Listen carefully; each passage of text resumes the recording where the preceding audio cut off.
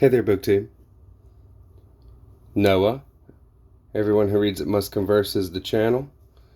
Here, I'm going to show you a illustrated deluxe edition of The Discoverers by Daniel J. Boorstin. This is a book that I read many years ago in a paperback form. But this edition came out and it is, just awesome. The binding, the cloth. It is replete with illustration. I got it used, so we have a little bit of writing in there in the front. Dedication to somebody. It was given as a gift before, I'm sure. And like I said, it's just replete with illustration. Now, what this book is, for anybody who's not aware, is it's set up by theme. So we have things like time. First one is time. 2 is earth and the seas. Then nature. Then society. And so those themes are what is addressed. Time is first. And then it'll show different peoples that are responsible for certain discoveries in the nature of time, and go through the different types of discoveries that were made.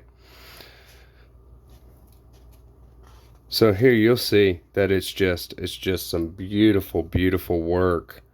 All these illustrations. So first off is kind of time as ancient peoples had set up their calendars.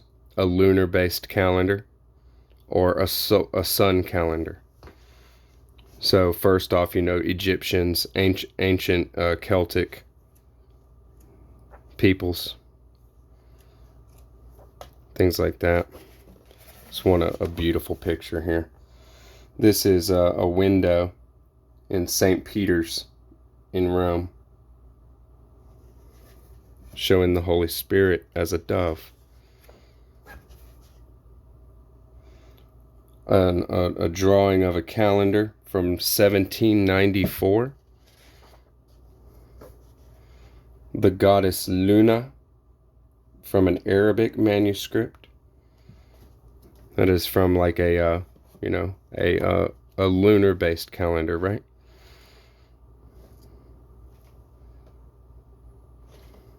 Big depiction of the Great Wall. This is just amazing. Hours and hours of visually stunning pictures and wonderful reading. It's told very, very well, and just really grabs your attention. I've gone through it more than a couple of times. Have not read through it in this edition because I've read through it before. And so really here I'll just kind of go at a certain section that might be interesting to me in the moment and read a little bit on it. There's a lot of depictions of these old illuminated manuscripts. 15th century French Book of Hours is that one there. Awesome. So I did just put a couple of little bookmarks in here so that I could touch on some things that I absolutely wanted to make sure I showed. We have different kinds of sundials or compasses. 15th century compass here. A Chinese magnetic compass there.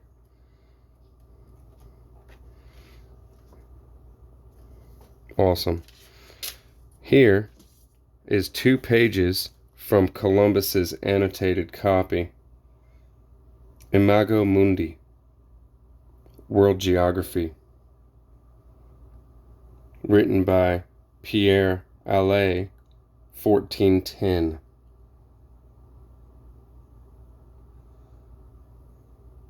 Pretty cool, huh? And then here, a facsimile of Columbus's 1493 letter to Louise de Saint-Angel. Pretty awesome. Yeah, I love this book. I mean, what a treasure trove. And then we're talking about the sea and exploration of the sea and maps. There's a very large amount of maps in here.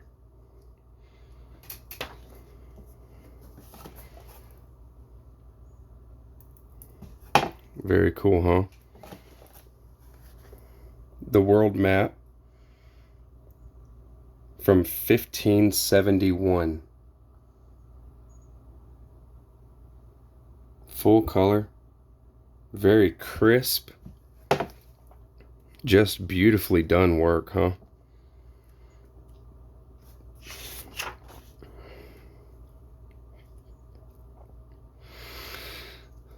That definitely thought y'all would like to see this, so we'll get through. The end of this first volume is the end of that chapter on oceans. And then we have different types of flora and fauna that are seen in different parts of the world. The next volume, that's volume 1. The next volume is volume 2. We start off here with nature. Actually, inside ourselves. So this is like the mad prophet points the way. There's a whole lot in here on Paracelsus, or Paracletus, perhaps. I always pronounced it Paracelsus. I believe that's right. But there's a whole big section on Paracelsus there. And before we get to learning to look, that section right there, cataloging the whole creation, is star maps, some of the very old first kind of telescopes and things like that. So discovering all aspects of discovering and different persons who were involved in discoveries of all kinds. Different ancient thermometers there.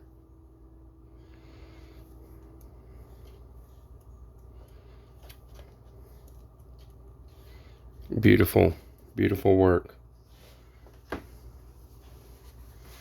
After that, there's a whole section on different flowers, orchids, ancient depictions of plants, drawings of different plants before there were any photographs. Some of these pictures are just so visually stunning.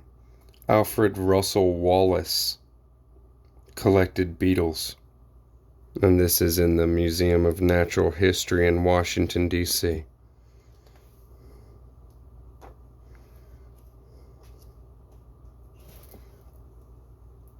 And touch on some of this action. There's just some beautiful, a geological map, a map showing the different geology in England. 1815.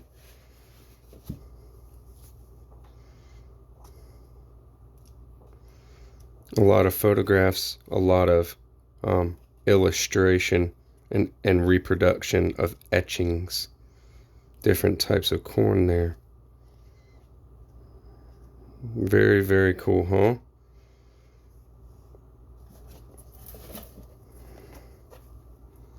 The rhinoceros, an engraving by Dürer, Albrecht Dürer, 1658.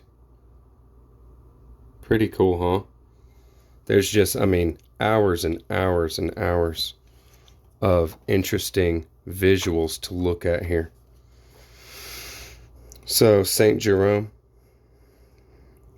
a traditional depiction of St. Jerome there, working on his translation of the Bible.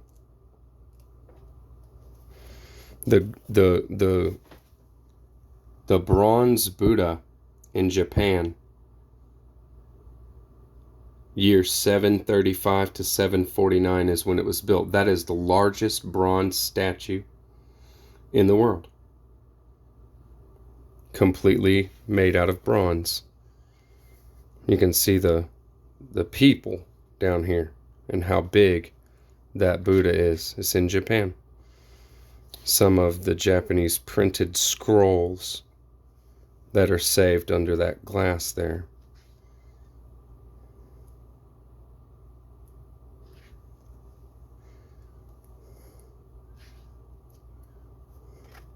Like I said, in here, there's just a huge amount of illuminated manuscripts. This is from the Gutenberg Bible, 1456, and the Giant Bible of Mainz, 1452. The last great hand-illuminated Bible. Beautiful. Just the detail. This reproduction, this book, is just completely stunning, isn't it? I was sharing a picture. I don't know if many people know because I don't ever say it on my videos, but I was sharing some pictures on Instagram, a very visual medium, and saying I'm gonna show my edition of the Discoverers on my channel because it's beautiful. And Richardson Reeds said he has this edition. Well, that's no surprise. Librarian, you know what's up, and you see something like this, and this is perfect for the house, isn't it? Just to enjoy yourself when you feel like having a bit of history, and you know that wherever you turn into this, that's what I wanted to show too. It's going to be visually stunning. So this is a girdle book. You see, kind of hooks onto the belt of a monk and has a copy of liturgy, scriptures or things like that. This is from Germany in a Benedictine monastery, circa 1454. Pretty cool, huh?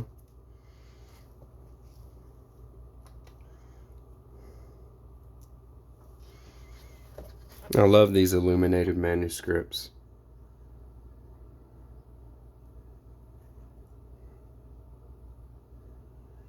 It's a title page from Horace's opera, 1480.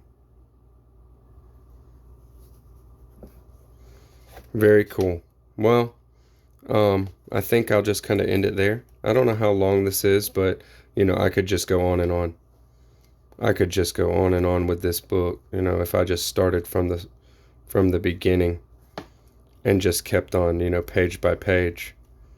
Be here for hours. I'll leave you with a picture for the book lovers. Freud's desk. Sigmund Freud. You see all the icons that he had. on his desk. And then a chest, Sigmund Freud's personal library. Pretty beautiful, huh? So I figured I'd leave you guys with that one, BookTube. Thank you for joining me again. The Discoverers by Daniel J. Boorstin. It's a beautiful edition. You can read it in a paperback, but I definitely recommend getting your hands on this copy. So catch you on the next one. Thank you. Bye-bye.